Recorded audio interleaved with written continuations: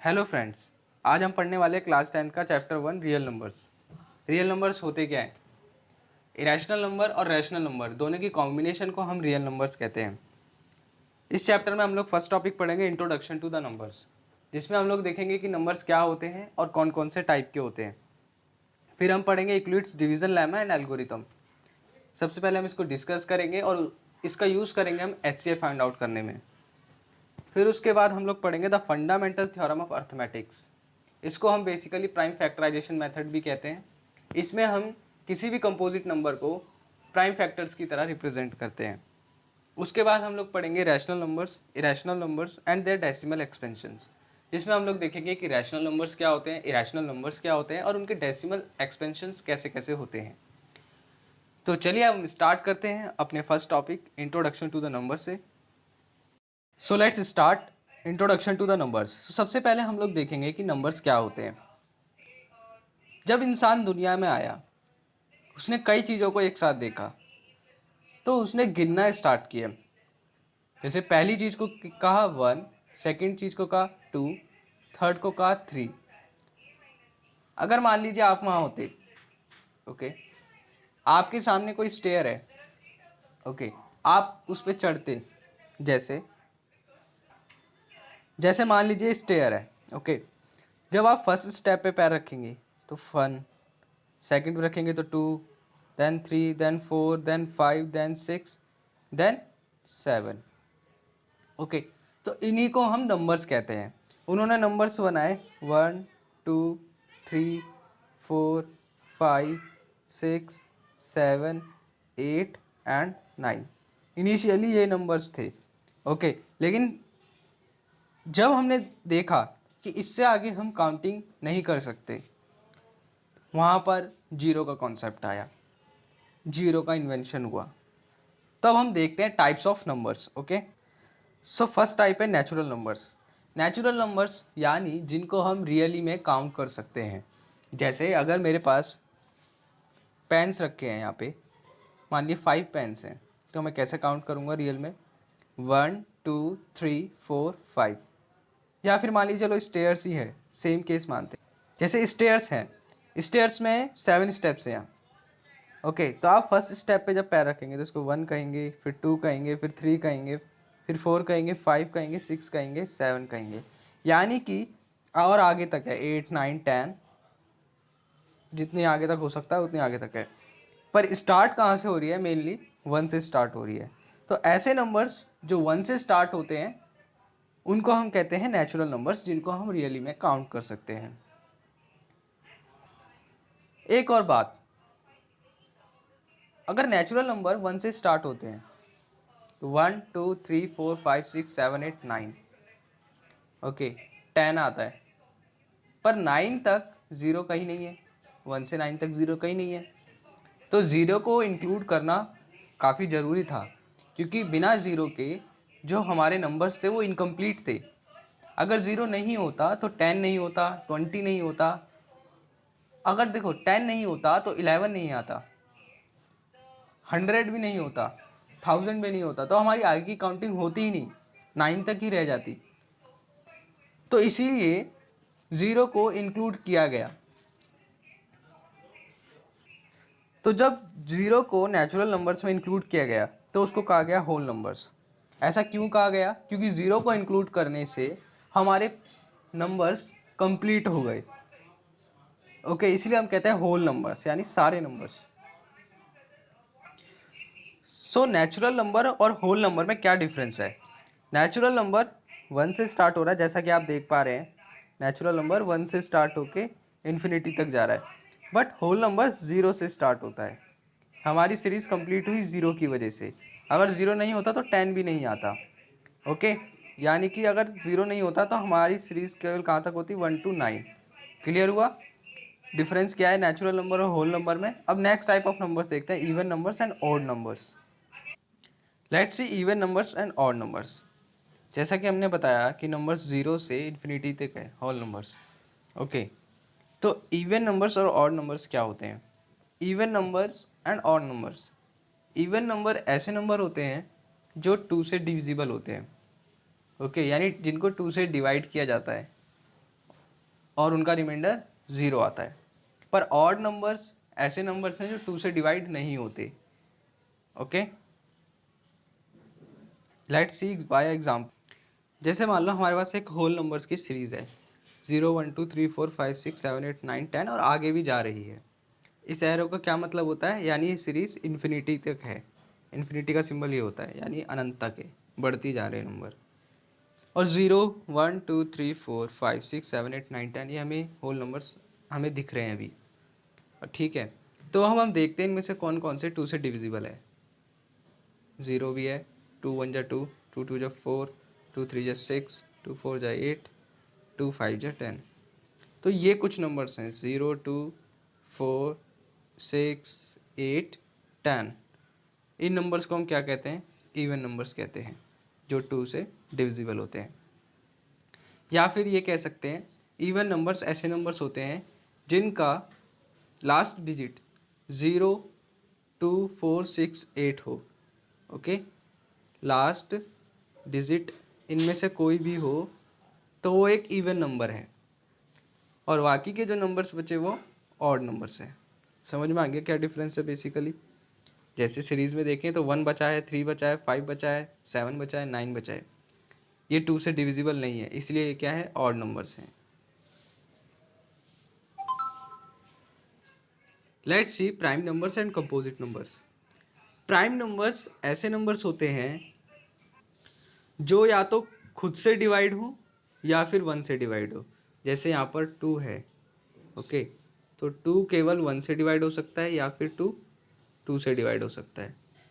ठीक है, पर जैसे यहाँ पे 4 है, तो 4 जो है हमारा 1 से भी डिवाइड हो सकता है, 4 से खुद से तो हो ही सकता है, पर इसके अलावा 2 से भी हो सकता है। तो ये एक प्राइम नंबर अब नहीं है, यानी ये कौन सा नंबर है, कंपोजिट नंबर है। तो prime numbers and composite numbers basically difference यही है कि प्राइम नंबर्स वो नंबर्स हैं जिनमें खुद से डिवाइड हो या फिर 1 से डिवाइड हो। अगर ऐसा नहीं है तो वो कंपोजिट नंबर है। ओके, होल नंबर की सीरीज से इसका एग्जांपल है, तो देखते हैं कौन कौन से नंबर्स प्राइम है, कौन से नहीं है। लेट सपोज हमारे पास वो कुछ नंबर्स है। लेट सपोज हमारे पास कुछ नंबर्स है 1 2 3 4 5 6 7 8 9 10। इसमें से चेक करते हैं कौन सा प्राइम है, कौन सा कंपोजिट नंबर है। तो 1 के लिए चेक करते हैं। 1 खुद से डिविजिबल है और 1 से भी है, तो बात एक ही है, तो 1 एक प्राइम नंबर है। 2 के लिए चेक करते हैं। 2 केवल 2 के टेबल में आता है और 1 के में आता है, तो एक प्राइम नंबर है, ये 1 के में ही आता था। अब 3 की बात करते हैं, तो 3 खुद के में आता है और 1 के में आता है। ओके, 4 की बात करते हैं। 4 किसके में आता है, देखो सबसे पहले 1 के में भी आता है, 2 के में भी आता है और 4 के में भी आता है। तो बेसिकली हम यहाँ देख सकते हैं कि खुद के टेबल में तो आ रहा है, 1 के में भी आ रहा है, पर ये एक्स्ट्रा 2 के में भी आ रहा है, तो ये एक प्राइम नंबर नहीं है। यानी ये कौन सा नंबर है, कंपोजिट नंबर है। 5 की बात करते हैं, तो 5 केवल 1 के में आ रहा है और 5 के में आ रहा है। वैसे 6 की बात करें तो 6 1 के में भी आ रहा है, 2 के में भी आ रहा है, 3 के में भी आ रहा है और 6 के में भी आ रहा है। यानी खुद के और 1 के अलावा ये औरों के में भी आ रहा है, 2 और 3 के में। तो ये कंपोजिट नंबर है, प्राइम नंबर नहीं है। ओके, वैसे 7 को लिए देखें तो 7 केवल 1 के और 7 के में आता है, तो ये एक प्राइम नंबर है। 8th के में देखें तो 8 1 2 4 और खुद के में भी आता है, तो ये भी एक प्राइम नंबर नहीं है, क्योंकि इसमें 2 और 4 भी इंक्लूड हो गए। 9 को देखें तो ये 1 के में आता है और 3 के में भी आता है और 9 के में आता है। यानी कि 9 के में और 1 के में अलावा ये 3 में भी आ रहा है, तो ये भी एक प्राइम नंबर नहीं है। ऐसे ही 10 भी हो जाएगा, क्योंकि ये 2 और 5 के में भी आ रहा है 1 और 10 के अलावा, तो ये भी एक कंपोजिट नंबर है, प्राइम नंबर नहीं है। So let's see the next type of the numbers, rational numbers. सबसे पहले हम इसकी डेफिनेशंस देखेंगे, रैशनल नंबर्स और इरेशनल नंबर्स की। So let's see the definition of the rational number. Let's see it's definition. If a number can be written as a by b form, but b should not be equal to the 0, then it is a rational number, where a is numerator and b is denominator. आप याद रख सकते हैं D for down होता है, यानी B नीचे है तो उसको हम डिनोमिनेटर कहते हैं, ऊपर है तो उसको न्यूमरेटर कहते हैं. Let's see the definition of the rational numbers. A number which can be written as a by b form and b is not equal to 0. यानी कि अगर किसी भी फॉर्म को a by b फॉर्म में लिखा जा सकता है और जहाँ पर b की वैल्यू 0 ना हो तो हम उस नंबर को रैशनल नंबर कहते हैं. इसमें a हमारा होता है न्यूमरेटर, b होता है डिनोमिनेटर. अगर आपको कन्फ्यूज़न होती है कि न्यूमरेटर कौन डिनोमिनेटर कौन, तो आप याद रख सकते हैं D for down and D for denominator, यानी जो चीज़ नीचे है वो डिनोमिनेटर है, ऊपर है वो न्यूमरेटर है. तो let's see the definition of irrational numbers. Irrational number अगर हम देखें तो मैं यहीं से डिफाइन कर सकता हूँ, ऐसा नंबर जिसको a बाई बी की फॉर्म में ना लिखा जा सके, that is your irrational number. So let's see definition of irrational numbers. A number that can't be expressed as a by b form, that is your irrational numbers. Okay, ये basic definitions हमने देखी rational numbers और irrational numbers की. मैं किसी भी decimal expansion के through हम कैसे आइडेंटिफाई करेंगे कि कोई नंबर रैशनल है या irrational. Let's see decimal expansions of rational and irrational numbers. सबसे पहले हम रैशनल नंबर का देखेंगे. Let's see decimal expansion. दो तरीके के डेसिमल एक्सपेंशंस होते हैं. एक तो टर्मिनेटिंग, यानी रिमाइंडर 0 आ जाए कहीं. एक होता है नॉन टर्मिनेटिंग, जिनका रिमाइंडर कभी 0 आता ही नहीं है, यानी वो डिवाइड होते रहते हैं. अब पहले हम देखते हैं टर्मिनेटिंग. ओके, टर्मिनेटिंग देखते हैं. एग्जाम्पल है जैसे 2.5 है.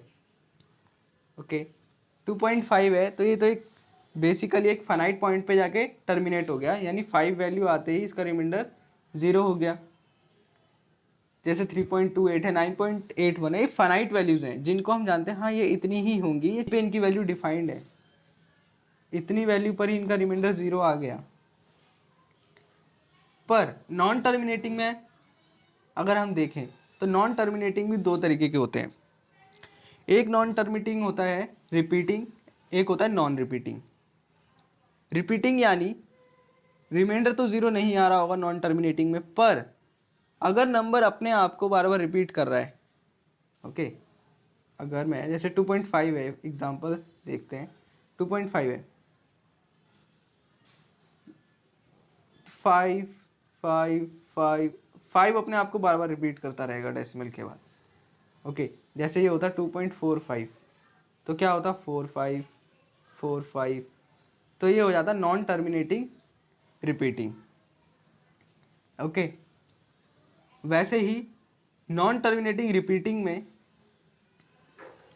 जैसे 1.32 32 32, यहाँ आप देख सकते हैं 32 32 32 कई बार रिपीट हो रहा है और ये टर्मिनेट भी नहीं हो रहा. कैसे पता चला टर्मिनेट नहीं हो रहा है? यहाँ पे सिंबल देखिए, डॉट का सिंबल बना हुआ है, यानी ये आगे तक है. वैसे ही अगर नॉन टर्मिनेटिंग नॉन रिपीटिंग में देखें, एग्जाम्पल पाई की वैल्यू क्या होती है 3.1415925, कहीं पर भी इसने अपने आप को रिपीट नहीं किया. देख लीजिए 1 4 है, फिर 1 5 है, फिर 9 2 है, फिर 6 5 है, हर बार कोई ना कोई अलग वैल्यूज दे रहा है, तो ये नॉन रिपीटिंग है. वैसे ही √2 की वैल्यू देख लीजिए 1.41 4213, मतलब हर बार अलग वैल्यूज आ रही हैं. ये होता है नॉन टर्मिनेटिंग नॉन रिपीटिंग. अब बात आती है हम कैसे पहचानेंगे कौन सा नंबर रैशनल है कौन सा इरेशनल है.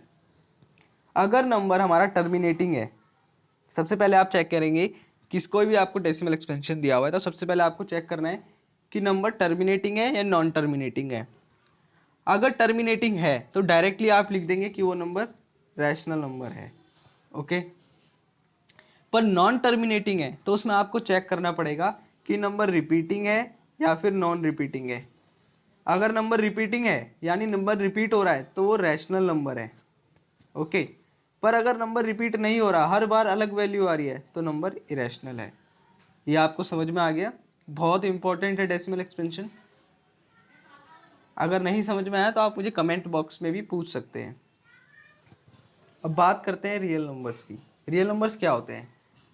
It is just combination of the rational and irrational numbers. Rational number और इरेशनल नंबर दोनों का एक ग्रुप है। जैसा आप देख सकते हैं एग्जाम्पल में कि इसमें रैशनल नंबर्स और इरेशनल नंबर्स दोनों आ रहे हैं। जैसे रैशनल नंबर्स हैं 1 -1/2 है, -1 भी है, 0 भी है, 1 भी है, 2 भी है, 3 भी है, -2 है, -3 है। ये सब हमारे रैशनल नंबर्स हैं। जैसे √2 है इरेशनल नंबर है, पाई है इरेशनल नंबर है, ई है इरेशनल नंबर है, -√2 इरेशनल है। यानी ऐसे नंबर्स जिसमें रैशनल इरेशनल दोनों नंबर्स आते हैं वो रियल नंबर्स होते हैं। मोस्ट इंपॉर्टेंट चीज़, इंटीजर्स क्या होते हैं? हमने देखा कि होल नंबर्स जो होते हैं वो 0 से स्टार्ट होते हैं और आगे तक जाते हैं। पर क्या काउंटिंग 0 से इन्फिनिटी तक ही है? क्या नेगेटिव में वैल्यूज़ नहीं हो सकती? जैसे जैसे हमने देखा कि 0 से आगे 1 है, अगर आगे कुछ है तो पीछे भी कुछ ना कुछ होगा। वैसे ही जैसे आगे 1 है तो पीछे -1। माइनस सिंबल ओनली उल्टी साइड, नेगेटिव साइड को डिनोट करता है ओनली, बस। मैग्नीट्यूड सेम रहता है, अगर आगे 1 तो पीछे भी 1, बट नेगेटिव सिंबल। सो जैसे जैसे हमारी काउंटिंग आगे बढ़ती गई वैसे वैसे हमने पीछे भी इंक्रीज करना स्टार्ट किया, 3 -4 -5 ऐसी वैल्यूज। सो इस डायरेक्शन में हमने देखा पॉजिटिव नंबर्स है, इस डायरेक्शन में नेगेटिव नंबर्स हैं, इस डायरेक्शन में ओरिजिन है। इन नंबर्स को हम इंटीजर्स कहते हैं। ओके, दोनों डायरेक्शंस में इसमें नंबर्स होते हैं। Now let's see the Euclid's division lemma. इसमें हमें दिख रहा है कि डिवीजन यानी divide. Let's see Euclid's lemma, let's see Euclid's division lemma. मान लीजिए हमारे पास दो नंबर्स हैं ए बी, तो ये जो लेमा है वो ये कहता है कि अगर हमारे पास दो नंबर्स हैं ए और बी तो हम इसको ऐसे लिख सकते हैं, A is equal to B into Q plus R, जहाँ पर आर क्या है? रिमाइंडर है। A is equal to B into Q plus R, जहाँ पर क्यू हमारा क्वोशंट है, आर हमारा रिमाइंडर है। इसमें एक कंडीशन होती है, देखिए, कि जो हमारा आर है वो 0 से बड़ा होना चाहिए या इक्वल होना चाहिए? आर जो है 0 से इक्वल होना चाहिए या बड़ा होना चाहिए, और हमेशा लेस देन होना चाहिए बी से। इसकी ये कंडीशन इम्पॉर्टेंट है। अगर ये कंडीशन फॉलो हो रही है तो हम इसको ऐसे लिख सकते हैं। ओके, जैसे मान लीजिए अगर मेरे पास कोई नंबर है 5 एंड 27, दो नंबर्स हैं मेरे पास 5 एंड 27। अगर मैं 5 से 27 को डिवाइड करता हूँ तो क्या आएगा? 5 5 जा 25, और रिमाइंडर कितना बचेगा मेरे पास? 2। ये चीज़ क्लियर है? तो बेसिकली ये एक डिवीज़न रूल है जिसमें हम 27 को कैसे लिख सकते हैं? 5 इंटू 5 प्लस 2। ये तो आपको पता ही होगा कि divisor into quotient plus remainder हम बेसिकली ये लिख सकते हैं। आपको ये नाम से भी समझ में आ रहा होगा, डिवीज़न लेमा, यानी डिवीज़न का इसमें हमें इस्तेमाल करना है। अगर कोई नंबर 0 नंबर का हमें डिवाइड करना है, जैसे मान लीजिए 5 को 27 से करा, मैंने अभी करके दिखाया, रिमाइंडर 2 बचा, तो 2 जो है 5 से लेस देन है बट 0 से बड़ा है, तो ये कंडीशन सेटिस्फाई हो जाती है। इसी के बेसिस पे हम यूक्लिड्स एल्गोरिथम देखेंगे। Now see Euclid's division algorithm. ये होता क्या है? बेसिकली ये यूक्लिड्स लेमा का यूज़ करके हम एचसीएफ फाइंड आउट करते हैं इसमें। तो देखिए, to obtain the HCF of two positive integers से C and D which C is greater than, follow the steps. यानी कि कोई दो नंबर है, कोई भी दो नंबर हो सकते हैं सी और डी, और हमेशा अगर दो नंबर है तो कोई ना कोई एक बड़ा होगा छोटा होगा। वही चीज़ इसने ये कही है कि एक नंबर बड़ा होना चाहिए, एक छोटा होना चाहिए। अगर हमें किसी का हमें दो नंबरों पर यूक्लिड्स डिवीजन एल्गोरिथम अप्लाई करना है तो हमें कुछ स्टेप्स फॉलो करने होते हैं। वो स्टेप्स मैं बता के आपको उसका प्रैक्टिकल यूज़ करके दिखाऊंगा। फर्स्ट स्टेप है हमारा, apply the division lemma to find Q and R where A is equal to B Q plus R and 0 R is between 0 and B. ये मैंने आपको पहले ही बताया, A is equal to B Q plus R, ये क्या है? Euclid's lemma है। तो हमें सबसे पहले यूक्लिड्स का डिवीजन लेमा लगाना होगा दोनों नंबरों पे। ओके, उसके बाद अगर रिमाइंडर 0 आ गया तो एचसीएफ तो बी हो जाएगा, पर अगर रिमाइंडर 0 नहीं है तो फिर हम अप्लाई करेंगे इक्विवेलेंस लेमा डी और आर पे। इस प्रोसेस को हम कंटिन्यू करेंगे जब तक रिमाइंडर 0 ना आ जाए। जैसे ही रिमाइंडर 0 आएगा तो हम बी को क्या कह देंगे कि वो एचसीएफ है। अब हम इसे कैसे करेंगे वो देखते हैं। सो नॉर्मली हम किसी भी नंबर का एचसीएफ कैसे फाइंड आउट करते हैं, देखिए अगर मान लीजिए मेरे पास दो नंबर है 132 एंड 320, तो इनका एचसीएफ कैसे फाइंड आउट करते हैं। बड़े नंबर को छोटे नंबर से हमें डिवाइड करना होता है। बड़ा नंबर कौन है 320, यहाँ पर दो नंबर हमें गिवन है 132 एंड 320, जिनका हमें एचसीएफ फाइंड आउट करना है यूक्लिड्स डिवीजन एल्गोरिथम से। तो सबसे पहले आपको बेसिक तरीका आपको आता होगा एचसीएफ फाइंड आउट करने का, डिवीजन मेथड से। सिंपल हम जो डिवीजन मेथड यूज़ करते हैं। ओके, जैसे मान लीजिए इन दोनों में बड़ा कौन है 320, तो 320 को हम 132 से डिवाइड करते हैं। ओके, तो 132 से ये 2 टाइम्स में 264 आता है। रिमाइंडर कितना बचता है 56। रिमाइंडर पहले कितना बचा 56 बचा, यानी ये 0 नहीं हुआ अभी। ओके, तो फिर हम क्या करते हैं कि इस 132 को इस 56 से डिवाइड करते हैं। फिर हम रिमाइंडर देखते हैं, रिमाइंडर अभी भी 0 नहीं हुआ, मतलब नॉट इक्वल टू 0 कह सकते हैं। ओके, फिर इस 22 से इस 56 को हमने डिवाइड किया, 20 से 56 को डिवाइड किया, फिर देखा रिमाइंडर फिर भी 0 नहीं है। ओके, फिर हमने देखा इस 20 को 16 से डिवाइड करके, फिर से देखा, फिर रिमाइंडर 0 नहीं है। ओके, बट जब हमने 16 को 4 से डिवाइड किया, जब हमने 16 को 4 से डिवाइड किया तो रिमाइंडर 0 आ गया। ओके, रिमाइंडर 0 आ गया, यानी कि ये इससे पहले वाला जो रिमाइंडर था वो हमारा क्या हो गया, हमारा एचसीएफ हो गया। ये हम लोग करते आए हैं अभी तक। अब इसी मेथड से हम लोग यूक्लिड्स डिवीजन एल्गोरिथम को देखेंगे। अगर आपको ये मेथड आता है तो एग्जाम में आप डायरेक्टली यूक्लिड्स डिवीजन एल्गोरिथम को ईजिली लिख सकते हैं। देखिए, जैसे हमारे पास दो नंबर्स थे 132 320। ओके, तो हम इसको कैसे रिप्रेजेंट करेंगे। हम लोग ये बेसिकली आइडिया तो जानते हैं कि dividend equal to divisor into quotient plus remainder होता है किसी भी नंबर के लिए। यानी जैसे 322 हमारा डिविडेंड है। ओके, इसका जो डिविज़र है वो कितना है 132, इनटू में क्वोशिएंट कितना है 2 आया, प्लस रिमाइंडर कितना है 56 आया। ये पहला स्टेप हो गया यूक्लिड्स डिवीजन एल्गोरिथम का। इसी चीज़ को हम यूक्लिड्स डिवीजन एल्गोरिथम में रिमाइंडर कहते हैं। ये 0 हुआ नहीं हुआ तो हम आगे करते हैं कंटिन्यू, यानी ये वाले स्टेप कंटिन्यू करते हैं। तो हमारा इसमें डिविडेंड क्या है 132, तो 132 इसमें डिविज़र क्या है 56, क्वोशिएंट क्या है 2, 56 इंटू 2 प्लस रिमाइंडर कितना बचा 20। यहाँ पे भी रिमाइंडर 0 नहीं हुआ। ओके, ये जो है ये हमारा यूक्लिड्स डिवीजन एल्गोरिथम है। ये हमारा यूक्लिड्स डिवीजन एल्गोरिथम है। अब वैसे ही नेक्स्ट स्टेप, फिर हमने इसको देखा इस पार्ट को, इसमें हमारा डिविज़र क्या है 20, डिविडेंड क्या है 56, क्वोशिएंट क्या है 2, तो 56 equal to 20 into 2 plus remainder जो कि 16 है हमारा। ऐसे ही करते गए करते गए करते गए, लास्ट वाले में देखा हमने कि इसमें डिविज़र है 4, डिविडेंड है 16, क्वोशिएंट है 4, तो 16 is equal to divisor into quotient 4 into 4 plus remainder है 0, यानी यहाँ रिमाइंडर 0 आ गया। और हम इसको क्या कहते हैं, फिर इसमें बी वाले पार्ट जो आता है उसको कहते हैं एचसीएफ। ये समझ में आया कि यूक्लिड्स डिवीजन एल्गोरिथम क्या है। It is just a representation of basic idea for finding the HCF. जैसे हम बेसिकली एचसीएफ फाइंड आउट करते थे, बस उसकी एक रिप्रेजेंटेशन है कि उसको इस तरीके से रिप्रेजेंट किया जा सकता है। काफ़ी इजी है। नेक्स्ट स्टार्ट करते हैं। Let's see our next topic, fundamental theorem of arithmetics.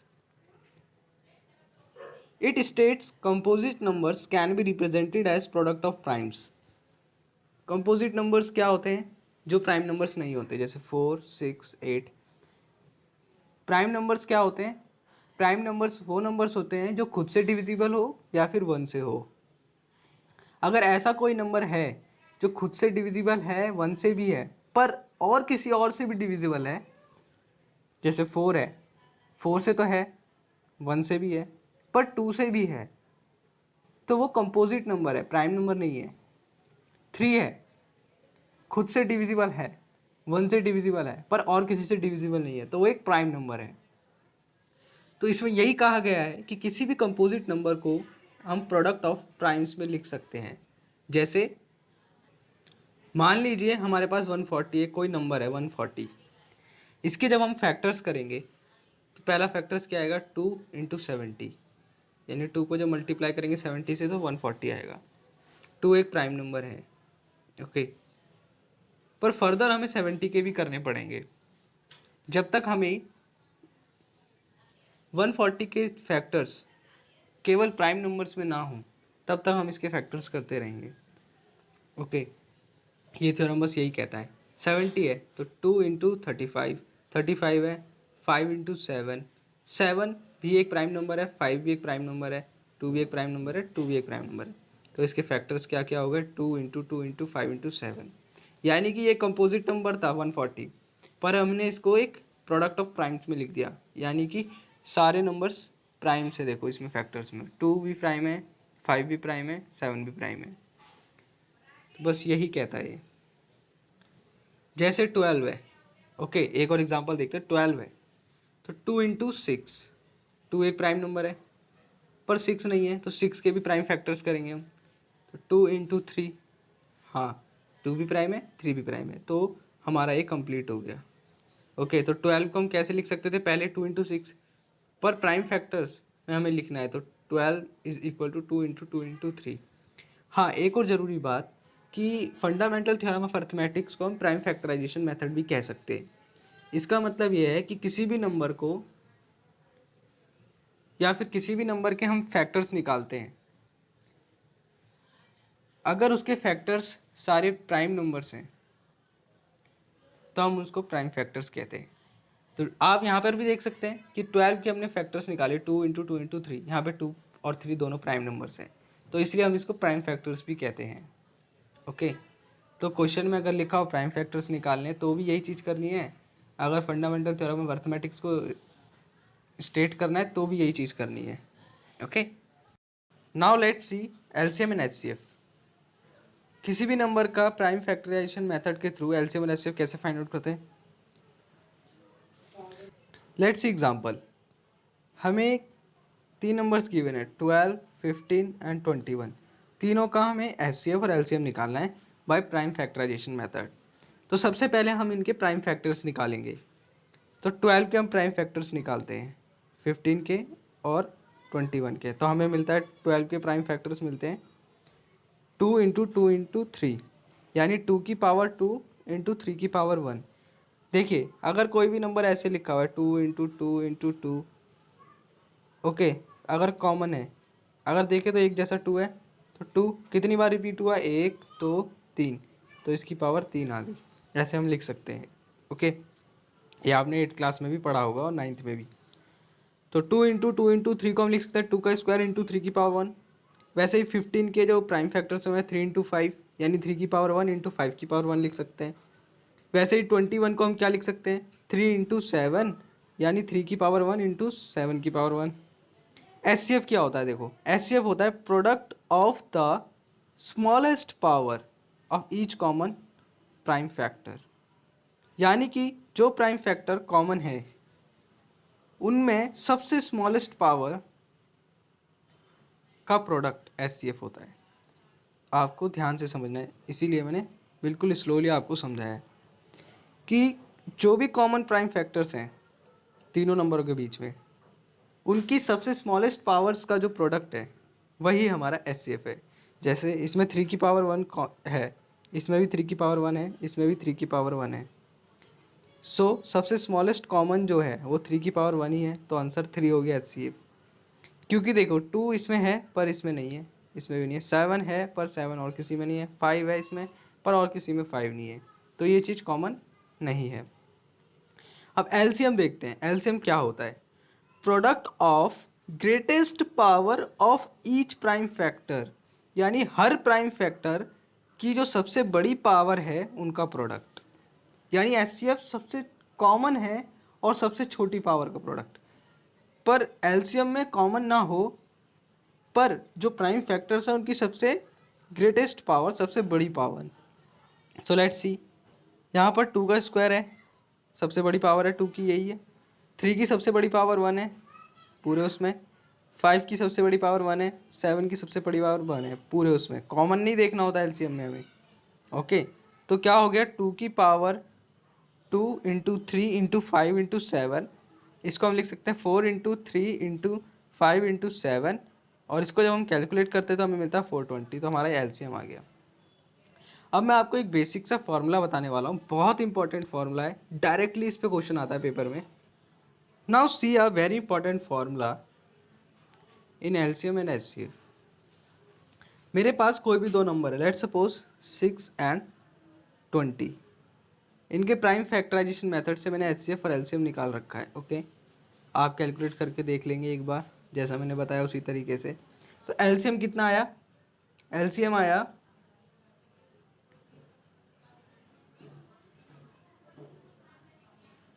LCM कितना आया, तो एलसीएम आया 60, और एचसीएफ कितना आएगा, एचसीएफ आएगा 2। ओके, तो बेसिकली एक फार्मूला होता है इसका, बहुत इंपॉर्टेंट है, डायरेक्टली एग्जाम में क्वेश्चन आते हैं इससे। HCF into LCM is equal to the product of the two numbers A and B. मान लो दो ए और बी दो नंबर हैं, उनका एलसीएम और एचसीएफ दोनों हमने निकाल लिए हैं। तो एचसीएफ इंटू एलसीएम करेंगे और नंबरों को मल्टीप्लाई करेंगे तो दोनों इक्वल आएंगे। ओके, तो इसको वेरीफाई करते हैं ऐसा होता है या नहीं होता। तो एचसीएफ 2 आया, एलसीएम 60 आया, मल्टीप्लाई करो, कितना आया 120 यानी 120। अब नंबरों को मल्टीप्लाई करो, 6 इंटू 20, ये कितना आ रहा है, ये भी 120 आ रहा है, यानी ये दोनों इक्वल है। तो देखिए ये फार्मूला हमारा वेरीफाई हो गया कि HCF into LCM is equal to product of the numbers. Clear हुआ ये चीज़। एग्जाम में क्वेश्चन कैसे आता है, एग्जाम में क्वेश्चन आता है एचसीएफ गिवन होगा, ओके, नंबर्स गिवन होंगे, एंड डायरेक्टली पूछेगा इस फॉर्मूले का यूज़ करके या फिर बिना यूज़ करे एलसीएम निकालो। अगर देखो दो नंबर्स दिए और एलसीएम पूछा है तो आप प्राइम फैक्टराइजेशन मेथड से निकालेंगे, पर आपको दो नंबर दिए और एचसीएफ दिया है और एलसीएम पूछ रहा है तो डेफिनेटली वाला फॉर्मूला लगाना है, यानी कि 6 इंटू 20 अपॉन 2। तो यहाँ से हमारा एलसीएम निकल जाएगा, देखो 2 10 जा 20 एंड 6 इंटू 10 60, यानी यही हमारा एलसीएम है, देख सकते हो आप, है ना। नाउ सी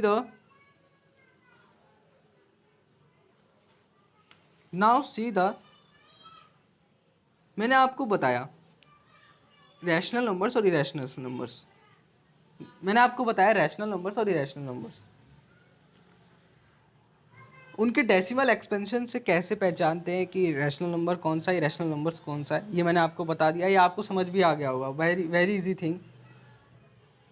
पर प्राइम फैक्टराइजेशन मेथड से भी हम रैशनल और इरेशनल चेक कर सकते हैं, वो कैसे, देखिए। Let's see rational and irrational numbers by prime factorization method. It is very easy topic, तो हम देखते हैं इसको।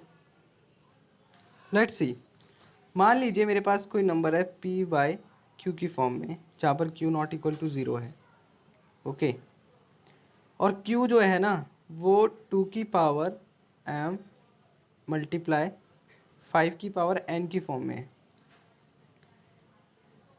अगर मेरा q जो है 2 की पावर m इंटू 5 की पावर n की फॉर्म में है और m ग्रेटर देन 0 है, n ग्रेटर देन 0 है, यानी कि m और n दोनों ही ग्रेटर देन 0 हों तो ये नंबर हमारा प्राइम नंबर होगा। समझ में आया। अगर मेरा नंबर p बाई क्यू की फॉर्म में है और q जो है 2 की पावर और q जो है 2 की पावर m इंटू 5 की पावर n की फॉर्म में हो, जहाँ पर m और n दोनों ही पॉजिटिव हों यानी ग्रेटर देन 0 हो, तो वो नंबर हमारा रैशनल नंबर होगा। अगर वो ये कंडीशन फॉलो नहीं कर रहा तो वो इरेशनल नंबर होगा। लेट्स सी एग्जांपल 23 बाय 2 की पावर 3 इंटू 5 का square. You can see here 3 is also greater than 0, 2 is also greater than 0.